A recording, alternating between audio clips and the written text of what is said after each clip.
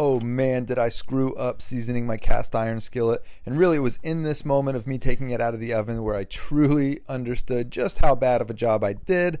As you can see, that's not what we're going for here. So stick around, and I'm going to tell you everything that I did wrong, but more importantly, what I did right so that you can avoid the same pitfalls. Starting with some of the things that we did right, I did have the right ingredients: coarse kosher salt, a high smoke point oil like a canola oil or vegetable oil. I'm using Crisco, as well as a paper towel, some dish soap, as well as the scrubber. First thing that we wanted to do, remove all of the dirt, debris, grime that has been left over. As you can see here, when you wipe it, it was pretty greasy. We want to get as much of that off as possible. Then adding the kosher salt. The coarse kosher salt makes it a little bit thicker so that you can really grind it around and remove the rust and any of the particles that are still on the pan. You want to do it inside the pan as well as outside. And you're going to take a towel or a paper towel and just work it around, pressing pretty firmly into the sides, into the corners, around the top, bottom, the handle, just about everywhere. And you can clearly see the difference in that salt, the color of it being a brown at this point, and that's what we're going for. That means that it's working. Do it a couple of times. This is the second go at it, and you can see very clearly the difference in the brand new white salt versus what we're pulling out of that pan.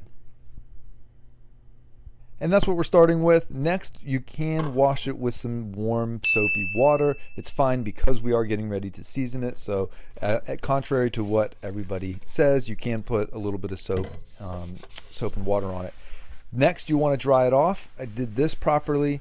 However, we really want to make sure that it's completely dry. And the way that you do that is by heating the skillet ahead of time. So I did not do that. I'm putting it on cold. And in fact, I had just washed it a moment ago. So we want to put it in the oven 10-15 minutes at 300-350 degrees, or leave it on the stovetop on a heat for a little bit just to make sure that it is completely dry. And heating it does allow the pores of the cast iron to open up and accept the oil a lot better. Number two, way too much oil. We need a thin layer of oil. I was under the assumption, for whatever reason, more oil is better. It's going to give it a better coating. Not the case. I also did not wipe off the oil prior to baking. You need a lint-free rag or a paper towel to wipe all of that off so that it's just a thin, kind of greasy layer of oil on there.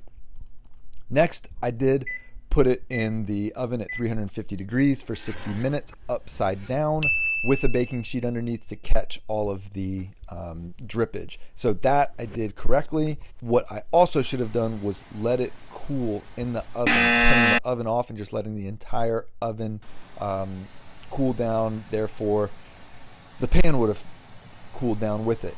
As you can see there, pretty splotchy and bad job. I tried everything: boiling water, tried the salt method again, also tried to just bake it and burn everything off, or basically reheat it so that it would try to polymerize a little bit more. The good news is I did not ruin my skillet pan. There's nothing that we're really going to do about this. You can still cook with it. After a little bit, a few months of cooking, it will wear off and you can try it again.